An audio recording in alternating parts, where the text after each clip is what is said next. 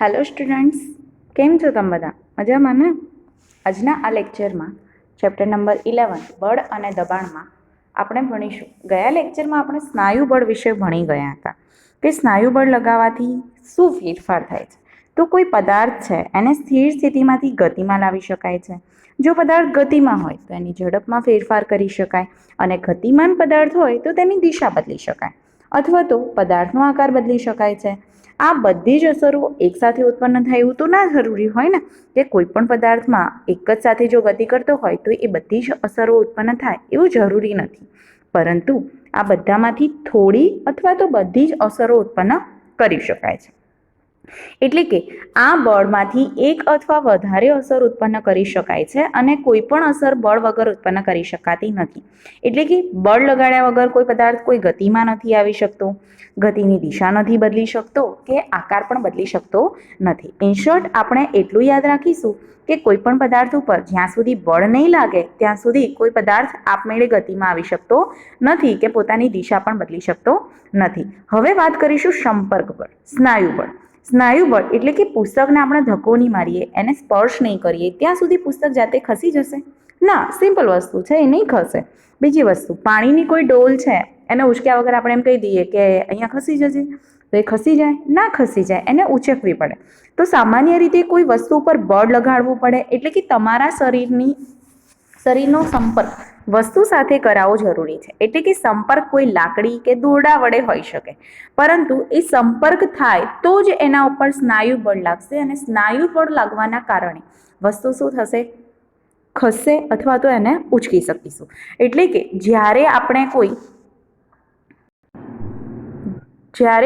કોઈ વસ્તુ જેવી કે સ્કૂલ બેગને ધક્કો મારીએ છીએ, પાણીની ડોલને ઉચકીએ છીએ, તો આ બળ લગાડીએ છીએ. આ બળ ક્યાંથી આવે છે? સ્નાયુઓ દ્વારા આવે છે.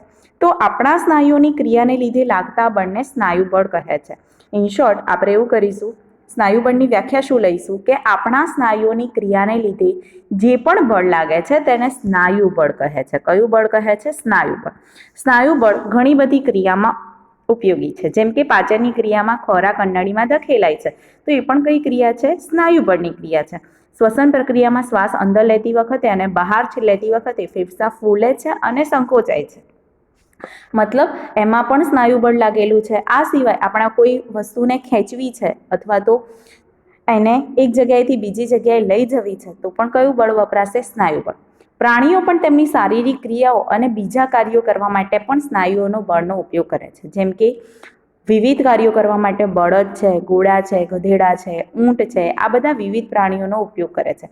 આ કાર્યો કરવા માટે તેઓ સ્નાયુ બળનો ઉપયોગ કરે છે. શેનો ઉપયોગ કરે છે? સ્નાયુ બળ.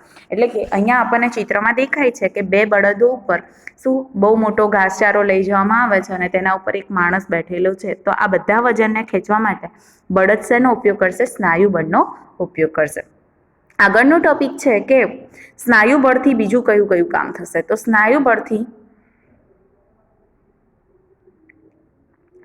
જ્યારે લાગુ પડે છે ત્યારે સ્નાયુ કોઈના સંપર્કમાં હોય, સ્નાયુ બળ ત્યારે જ લાગુ પડી શકાય કે જ્યારે કોઈ પદાર્થના સાથે સંપર્કમાં હોય, તો તેને સંપર્ક બળ કહે છે. સ્નાયુ બળ એ કયું બળ છે? સંપર્ક બળ.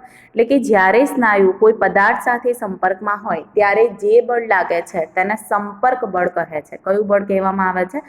સંપર્ક બળ કહેવામાં આવે છે. હવે વાત કરીશું ઘર્ષણ મતલબ ફ્રિક્શન. ફ્રિક્શન માટે કોઈ પણ વસ્તુ છે એ ગબડતું ધીરે ધીરે આગળ જઈ એ અટકી જાય છે. સાયકલ ચલાવતી વખતે જ્યારે આપણે પેન્ડલ મારવાનું બંધ કરી દઈએ તો થોડી વાર પછી એ સાયકલ ધીમે ધીમે બંધ થઈ જાય છે અને અંતે અટકી જાય છે. કોઈ કાર કે સ્કૂટરના એન્જિન આપણે બંધ કરી દઈએ તો થોડા સમય પછી એ પણ અટકી જશે. હોડીને હલેસા મારવાનું બંધ કરી દઈએ તો એ ત્યાં સ્થિર થઈ જશે. બીજું કે કોઈ પદાર્થને ગતિ નહીં આપો તો એ કામ કરવાનું બંધ કરી દેશે. એટલે કે ઉપરની બધી જ વસ્તુ આપણને એવું જણાવે છે કે જ્યાં સુધી કોઈ પદાર્થ પર બળ નહીં લાગે તો તેની ઝડપ ક્રમશઃ ઘટતી જશે, અને એક સમય એવો આવશે કે પદાર્થ કેવો થઈ જશે? સ્થિર થઈ જશે. એટલે કે કોઈ બળ લાગે છે અને એને જો નહીં આપવામાં આવે બળ તો ઝડપ એની ક્રમશઃ ઘટતી જશે અને થોડા સમય પછી તે સ્થિર થઈ જશે. એટલે કે તેની ગતિની અવસ્થામાં બદલાવ કરી શકાય છે. દરેક કિસ્સામાં બળ કઈ દિશામાં લાગે એ જરૂરી નથી, પરંતુ ઉપરના ઉદાહરણમાંથી એ કહી શકાય કે પદાર્થની ગતિ અવસ્થાના ફેરફાર થવાનું કારણ ફક્ત ઘર્ષણ બળ છે. ઘર્ષણ બળ એટલે કે જમીન અને દડાની સપાટી, પહેલું ઉદાહરણ મેં તમને આપ્યું હતું કે દડાને બળ આપવાનું બંધ કરી દો તો એક સમય એવો આવશે કે એ દડો સ્ટોપ થઈ જશે, એટલે કે સ્થિર થઈ જશે, સ્થિર ગતિ આવી જશે એમાં. તો જમીન અને દડા બંને એકબીજા વચ્ચે કોઈક બળ લગાવશે તો એ બંને વચ્ચે જે લાગતું બળ છે એ ઘર્ષણ બળ છે. આ ઘર્ષણ બળના કારણે ગતિમાન જે દડો છે, એટલે ગતિમાન જે દડો હતો એ દડો કેવો થઈ જાય છે? સ્થિર થઈ જાય છે. બીજું ઉદાહરણ આપણે પાણી અને હોડીનું લીધું હતું. તો પાણી અને હોડીની સપાટી વચ્ચે ઘર્ષણ બળ લાગે છે. જો એકવાર તેને હલેસા મારવાનું બંધ કરી દો તો થોડો સમય હોડી આગળ ચાલે છે, પછી એ શું થઈ જાય છે? સ્થિર થઈ જાય છે. એટલે કે ઘર્ષણ બળ ગતિમાન પદાર્થ પર જ્યારે લાગે છે તેના હંમેશા પદાર્થની ગતિની વિરુદ્ધ દિશામાં હોય. મતલબ આપણે સીડી ઉતરીએ ને ત્યારે આપણને કોઈ થાક નથી લાગતો, પરંતુ આપણે સીડી ચડીએ તો ઘર્ષણ બળની વિરુદ્ધ કાર્ય કરવું પડે. કઈ દિશામાં? ઘર્ષણ બળની વિરુદ્ધ કાર્ય કરવું પડે એટલે આપણને શું થાય છે? સીડી ચડવામાં તકલીફ પડે છે. જ્યારે સીડી ફટાફટ ઉતરી જઈએ છીએ તેનું કારણ શું કે આપણે ઘર્ષણ બળની જ દિશામાં કામ કરીએ છીએ તો એ શું થઈ જશે? ફટાફટ ઉતરી જવાશે. એટલે ઘર્ષણ બળની વિરુદ્ધ દિશામાં કાર્ય કરીશું તો એ કાર્ય કરવું મુશ્કેલ રહેશે, પરંતુ ઘર્ષણ બળની દિશામાં જ કાર્ય કરીએ તો એ સરળતાથી થઈ જશે. ઘર્ષણ બળ બે સપાટીઓ વચ્ચે સંપર્કના લીધે આવે છે, તેથી સંપર્ક બળનું એક ઉદાહરણ પણ છે, એટલે કે સંપર્ક બળના ઉદાહરણમાં ઘર્ષણ બળને લઈ જઈ શકીએ. બે ચુંબક છે એને નળાકાર ચુંબક છે. બે ચુંબકો છે આપણને ખબર છે કે બે ચુંબકો છે, એક ચુંબકનો ધ્રુવ આ S છે અને આ N ધ્રુવ છે. એવી જ રીતે આ બાજુના ચુંબકમાં અહીંયા S ધ્રુવ છે અને અહીંયા N ધ્રુવ છે. આ બંને સમાન ધ્રુવો છે, એટલા માટે એ બંને વચ્ચે અપાકર્ષણ થશે. તો આ બળ પણ અપાકર્ષણ હશે. બીજો એક ચુંબક લઉં જેમાં એક બાજુ S છે, એ બીજી બાજુ N છે, અને આ બાજુ N છે અને આ બાજુ S છે. તો આ બંને વચ્ચે શું થશે? આકર્ષણ થશે. કેમ કે પદાર્થ કેવા છે? બંને બળ લગાવે છે એકબીજા ઉપર. એટલે કે ચુંબક બીજા ચુંબક પર સંપર્કમાં આવ્યા વગર આપણે એને બળ લગાડવું પડે, એને ખસેડવું પડે, ના ભાઈ તું બળ લગાડ એવું કેવું પડે? ના, નથી કેવું પડતું, એ જાતે જ બળ લગાડે છે. તો ચુંબક બીજા ચુંબક પર સંપર્કમાં આવ્યા વગર જ બળ લગાડી શકે છે.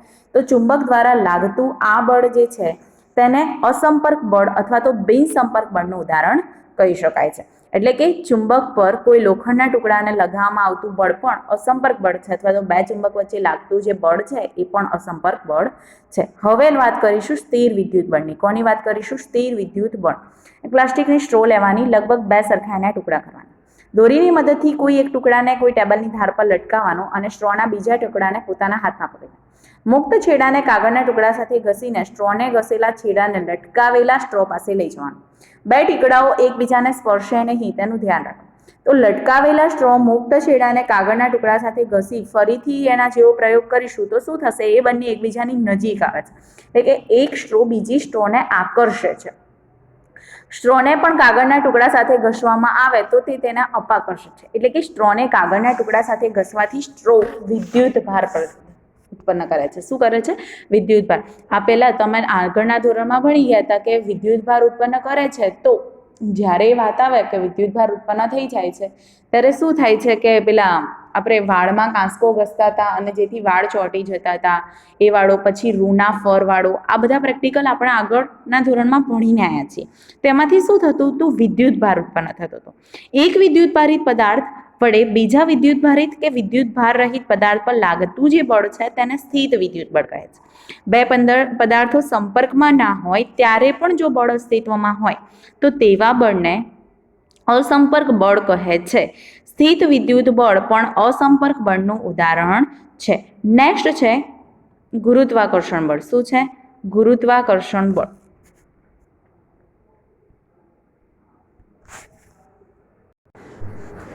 જ્યારે સિક્કો તમારા હાથમાં પકડાયેલો હોય ત્યારે તે સ્થિર અવસ્થામાં છે. જેવો તેને છોડવામાં આવે તરત તે નીચે તરફ ગતિ કરે છે.